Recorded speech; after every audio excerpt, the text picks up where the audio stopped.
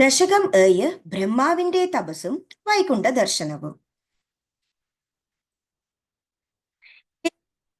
ചതുർദശാത്മക ജഗദ്രൂപേണ ജാതഃ പുനഃ തസ്യോർധ്വം ഖലു സത്യലോകനിലയേ ജാതോസി ധാതാ സ്വയം യം ശംസന്തി ഹിരണ്യഗർഭമഖില ത്രൈലോക്യജീവാത്മകം യോ ഭൂത്സ്ഫീതരജോ വികാര വികസന്നാനാസി സൃക്ഷാരസഃ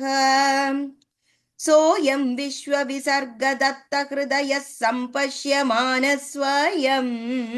बोधं कल्वनवाप्य विश्वविषयं चिन्ताकुलतस्तिवान् तावत्त्वं जगदां तपेत्त्वेवं हि वैहायसीं वाणीमेनमशिश्रुवश्रुतिसुखां पूर्वं तपःप्रेरणाम् कोऽसौ मामवदत्पुमानिधि जला पूर्णे जगन्मण्डले दीक्षु द्वीक्षे किमप्यनिक्षीदवदा वाक्यार्थमुत्पश्यताम् दिव्यं वर्षसहस्रमात तपसा तेन त्वमाराधितः तस्मै दर्शितवानसि स्वनिलयं वैकुण्ठमेघाद्भुतम् माया यत्र कदापि नो विकुरुते भादे जगद्भ्यो बहिः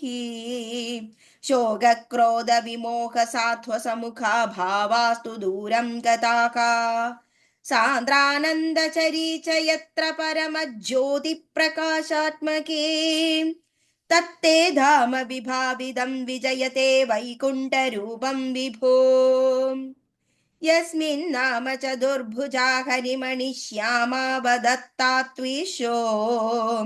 नानाभूषणरत्नदीपितदिशो राजद्विमानालयाः भक्तिप्राप्त तदा विधो न तपता दिव्यं दिव्या जनाः तत्ते धाम निरस्त सर्वशमलं वैकुण्ठरूपं जयेत् नाना दिव्यवधूजनैरभिवृता विद्युल्लतातुल्यया विश्वोन्मादन हृद्य गात्रलतया विद्योतिता शान्दरा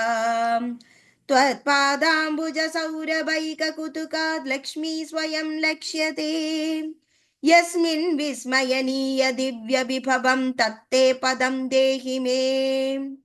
तत्रैवं प्रतिदर्शिते निजपदे रत्नासनाध्यासितं भास्वत्कोटिलसत्किरीटकटकाद्याकल्पदी प्राकृतिम् श्रीवत्साङ्कितम् आतकौस्तुभमणिच्छायारुणं कारणम् विश्वेश्वां तव रूपमैक्षत विदित्तत्ते विभो भातु मे कालाम्भोदकलाय कोमलरुचि चक्रेण चक्रं दिशाम्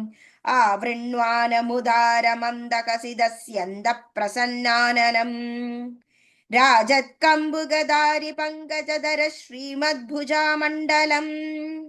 स्रष्टुस्तृष्टिकरं वपुस्तव विभो मद्रोगमुद्वासयेत् दृष्ट्वा संवृत संभ्रमः कमलभुः त्वत्पादपाधोरुहे हर्षावेशवशं वदो निपतितः प्रीत्या कृतार्थी भवन्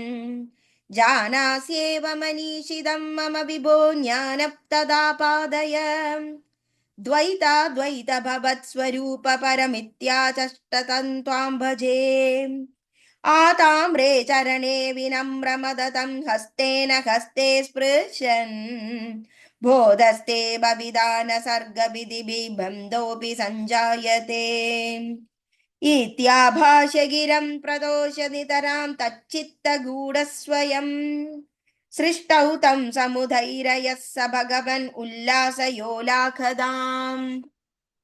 सर्वत्र गोविन्द नाम संकीर्तनं गोविन्द गोविन्द नारायण अखिल गुरो भगवन् नमस्ते।